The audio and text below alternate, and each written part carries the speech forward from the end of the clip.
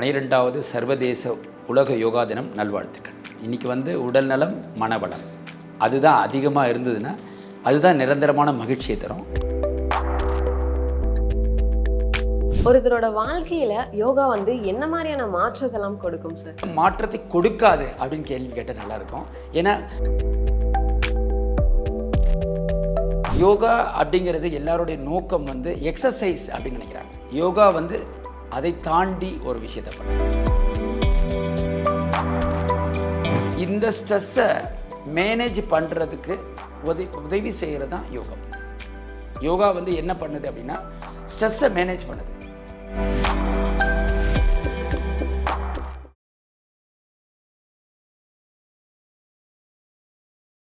IBN health நேயர்களுக்கு வணக்கம். இன்னைக்கு நிகழ்ச்சியில் நம்ம கூட யார் இருக்காங்க அப்படின்னு சொல்லி பார்த்தீங்கன்னா யோகா தெரபிஸ்ட் உல்லொலி சாகிர்பானந்தன் அவர்கள் தான் இருக்காரு. வணக்கம் சார். வணக்கம். உலக யோகா தினம் 12வது சர்வதேச உலக யோகா தினம் நல்வாழ்த்துக்கள். Thank you sir. உங்களுக்கும் வாழ்த்து. இன்னைக்கு உடல் நலம் மனவளம் அதுதான் அதிகமாக இருந்ததுன்னா அதுதான் நிரந்தரமான மகிழ்ச்சியை தரும். அதனால் உலக யோகா தினத்தை தினமும் கொண்டாடணும். ஆண்டுக்கு ஒரு முறை அல்ல, தினமும் கொண்டாடணும். இன்னைக்கு இன்டர்நேஷ்னல் யோகா டே செலிப்ரேட் பண்ணிட்டு இருக்கோம். ஸோ இதோட மெயின் மோட்டிவ் என்ன சார்? எதுக்காக கொண்டாடுறோம்? அதாவது நம்முடைய பாரத பிரதமர் 2015 அறிவிக்கிறார் உலக யோகா தினத்தை ஜூன் 21 நம்ம கொண்டாடப்படணும் அப்படின்ட்டு. அதுக்கு முன்னாடி ஐநா அவையில் 2014 டிசம்பர் 11 177 நாடுகள் இணைந்து ஒரு ஒப்புதல் வாங்குகிறாங்க. இந்த உலக யோகா தினத்தை நம்ம கொண்டாடணுன்ட்டு. எதுக்காக இதை ஒப்புதல் வாங்குகிறாங்க அப்படின்னா, போக போக நம்முடைய வயது, மூப்பு, நோய், இப்படி பல விஷயங்கள் நம்முடைய வாழ்க்கையினுடைய உயர்வு நிலை, அதாவது அறிவியல் வளர்ச்சி நிறைய வளர்ந்தாலும் கூட உடல்நிலையில் பாதிப்பு இருக்குது.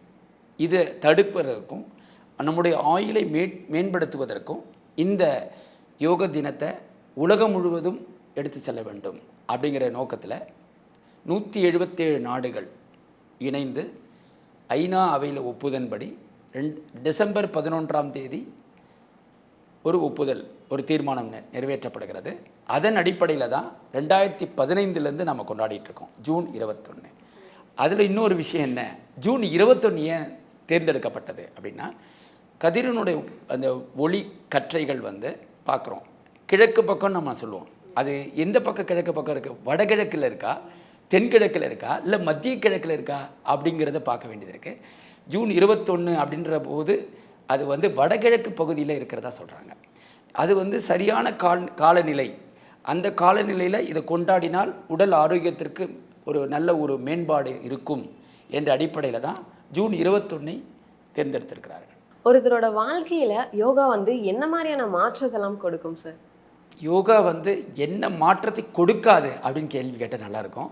ஏன்னா யோகா அப்படிங்கிறது எல்லாருடைய நோக்கம் எக்ஸசைஸ் அப்படின்னு நினைக்கிறாங்க. இல்லை, ஜஸ்ட் லைக் எக்ஸசைஸ் அப்படின்னு நினைக்கிறாங்க. இல்லை, யோகா அதை தாண்டி ஒரு விஷயத்தை பண்ணுது. மன ரீதியான மாற்றங்கள் அப்படின்னு சைக்கலாஜிக்கல் ஆஸ்பெக்ட்ஸ். நம்முடைய சித்தர்கள் ஒரு 50,000 ஆண்டுகளுக்கு முன்னாடியே இதை பற்றி ஒரு ஆய்வு பண்ணியிருக்காங்க. மனம் எப்படிலாம் செயல்படுது, மனதை எப்படியெல்லாம் கட்டுப்படுத்தலாம், மனதை ஒருநிலைப்படுத்தினா என்ன தான் சாதிக்கலாம். இன்றைக்கி நம்ம சொல்லக்கூடிய அறிவியல் அனைத்தையும் சித்தர்களும் பெரிய குருமார்களும் கண்ணை மூடி உட்கார்ந்து தவம் செய்து அதை வெளிப்படுத்தியிருக்கிறார்கள். இன்றைக்கி அறிவியல் சொல்வதையெல்லாம் முன்னாடி நடந்துருச்சு. ஆனால் இன்றைக்கி அறிவியல் பூர்வமாக அதை ஒப்பிட்டு பார்க்கும்போது, நம்ம முன்னோர்கள் இதெல்லாம் முடிச்சிட்டாங்க. புஷ்பக விமானம் அப்படின்னு ஒன்று இருந்தது, இன்றைக்கி நம்ம ஆகாய விமானம் நம்ம சொல்லிகிட்டு இருக்கோம். புராணங்களில் சொல்லப்பட்ட பல அதிசயமான விஷயங்கள்லாம் பார்க்கும்போது அதெல்லாம் இன்றைக்கி நடக்குதுன்னா அது அன்றைக்கி ஆன்மீகம்னு நம்ம சொன்னோம். இன்றைக்கி அது அறிவியல்னு சொல்கிறோம். அறிவியலும் ஆன்மீகமும் ஒன்றுக்கொன்று பிணைந்திருக்கிறது. அதனால் இதை அடிப்படையாக கொண்டு தான் நம்ம சிந்திக்க வேண்டியது இருக்குது. Okay sir. இப்போ இப்போ இருக்கக்கூடிய காலகட்டத்தில் நிறைய பேர் ஃபேஸ் பண்ணக்கூடிய ஒரு பிரச்சனை அப்படின்னா இந்த ஸ்ட்ரெஸ். இந்த ஸ்ட்ரெஸ்ஸை கண்ட்ரோல் பண்ணுறதுக்கு யோகாவில் என்ன மாதிரியான எக்ஸசைஸ்லாம் இருக்குது, அதனால் என்னென்ன பெனிஃபிட்ஸ்லாம் உங்களுக்கு கிடைக்கும் சார்? அதாவது நம்முடைய ஆய்வாளர்கள் சொல்கிறாங்க 3 வகையான ஸ்ட்ரெஸ் இருக்குதுன்னு சொல்கிறாங்க. அதாவது ஸ்ட்ரெஸ்ஸே 3ஆக பிரிச்சிருக்காங்க. முதல்ல மன அழுத்தம் அப்படின்னு சொல்லும்போது அக்யூட் ஸ்ட்ரெஸ், எபிசோடு ஸ்ட்ரெஸ் இப்படி வச்சுருக்காங்க பாரு. மூணாவது ஸ்ட்ரெஸ்ஸு பார்த்திங்கன்னா நெகட்டிவ் ஸ்ட்ரெஸ். அதாவது ஸ்ட்ரெஸ்ஸுங்கிறது எப்படி வருது, முதல்ல எடுத்தோன்னே ஸ்ட்ரெஸ் வராது. ஒரே விஷயத்தை பல முறை சிந்திக்கிறோம். அப்படி சிந்திக்கும் போது தீர்வே கிடைக்கல, அதுதான் ஸ்ட்ரெஸ்ன்னு சொல்கிறோம். தீர்வு கிடச்சிருச்சுன்னா நம்ம மூவ் ஆன் பண்ணிடுவோம்.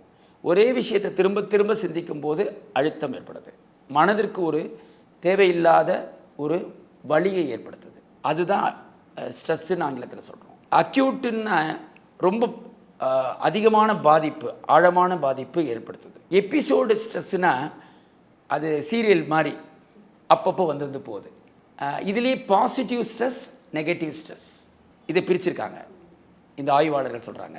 பாசிட்டிவ் ஸ்ட்ரெஸ்ஸுனால் இப்போ நான் இந்த ஸ்டுடியோவுக்கு வரணும், இந்த நேரத்துக்கு வரணும் அப்படின்னு நான் முடிவு பண்ணிட்டேன்னா நான் ப்ரிப்பேர் ஆகிறேன் பார்த்தீங்களா, அது பாசிட்டிவ் ஸ்ட்ரெஸ்ஸு. அது நெகட்டிவ், அது வந்துட்டோன்னு எனக்கு மகிழ்ச்சி ஆகிடுச்சு, கரெக்டாக வந்துட்டேன், இது பாசிட்டிவ் ஸ்ட்ரெஸ்ஸு. ஒரு விஷயம் நடக்கலை, அதை பற்றி திரும்ப திரும்ப சிந்திச்சா அது நெகட்டிவ் ஸ்ட்ரெஸ். இந்த ஸ்ட்ரெஸ்ஸை மேனேஜ் பண்ணுறதுக்கு உதவி செய்கிறது தான் யோகம். யோகா வந்து என்ன பண்ணுது அப்படின்னா ஸ்ட்ரெஸ்ஸை மேனேஜ் பண்ணுது. ஒரு ஒலிம்பிக்கில் இல்லை பெரிய ஒரு விளையாட்டு வீரர் வந்து அச்சீவ் பண்ணணும்னு நினைக்கிறாரு, ஆனால் அச்சீவ் பண்ண முடியல, அதில் ஸ்ட்ரெஸ்ஸில் ரொம்ப வெக்ஸ் ஆகிறாரு. அப்போது அவரை வந்து மேனேஜ் பண்ணுறதுக்கு இந்த யோகா ஹெல்ப் பண்ணுது. ஒரு ஆஃபீஸில் ப்ராஜெக்டை கொடுத்துருக்காங்க ஹையர் அஃபீஷியல்ஸு, அவங்க வந்து முடிச்சிட்டிங்களான்னு கேட்குறாங்க, அது முடிக்க முடியல, டீம் ப்ராப்ளம் இருக்குது, டீமில் கோஆர்டினேஷன் இல்லை, அதனால் வர்றது ஸ்ட்ரெஸ். ஒரு பேரண்ட்டு குழந்தைய வளர்ப்பதில் ஸ்ட்ரெஸ் இருக்குது, அவங்க குழந்தைய ஸ்கூலுக்கு அனுப்பணும், குழந்தைக்கு தேவையான உணவு கொடுக்கணும், அவங்கள பராமரிக்கணும், அதில் ஸ்ட்ரெஸ் வருது. இது மாதிரி பல வகையான ஸ்ட்ரெஸ் இருக்குது. சரி, இப்போ இருக்க ஜென்ரேஷன் எல்லாத்துக்குமே ஸ்ட்ரெஸ் ஆகுது சொல்கிறாங்க. குழந்தை, அதாவது 5 வயது குழந்தையும் ஸ்ட்ரெஸ்ஸாக இருக்குன்னு சொல்கிறாங்க.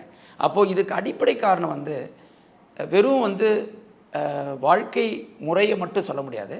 இன்றைக்கி இருக்கக்கூடிய அறிவியல் முறை வந்து நம்மளை எல்லாரையும் மாற்றிருக்கு, லைஃப் ஸ்டைல் பேட்டர்னையும் மாற்றிருக்கு. இன்றைக்கி ஸ்ட்ரெஸ்ஸுன்னு சொல்கிறது எல்லாமே வந்து இன்றைக்கி இருக்கக்கூடிய gadget, mobile, laptop, social media, அதில் பாசிட்டிவான விஷயங்கள்லாம் நிறைய இருக்கலாம், ஆனால் அதையிலே அடிக்ட் ஆகிறோம் பார்த்தீங்களா, அதுவே ஸ்ட்ரெஸ்ஸாக மாறிடுது. இதனால் இந்த ஸ்ட்ரெஸ் எல்லாத்துக்குமே ஒரே தீர்வு என்னென்னா யோக முறைகள் தான். அதை வந்து தபம்னு சொல்கிறாங்க நம்முடைய சித்தர்கள், மெடிடேஷன் நம்ம சொல்கிறோம், தியானம்னு சொல்கிறோம்.